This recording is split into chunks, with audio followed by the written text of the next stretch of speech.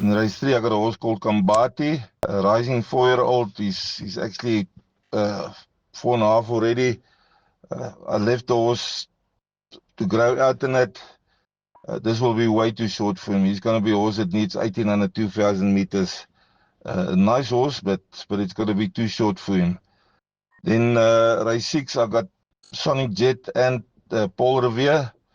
Both these horses on the best form must have chances here. You know, it's a very open race, and both my horses worked exceptionally well on their final gallops in it. So I'm quite bullish on both of my two horses. They'll run big races here.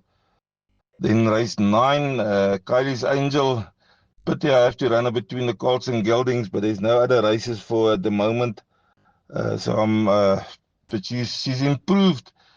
I haven't had her looking this good in a long time. She's looking so magnificent. So, you know, it's just a little bit of a temperament issue. She can become very hot before races when you saddle her and stuff like that. But you know what? Back end of quartets, if you got a big budget, then you can add her in there. I won't be surprised if she runs between her first 4.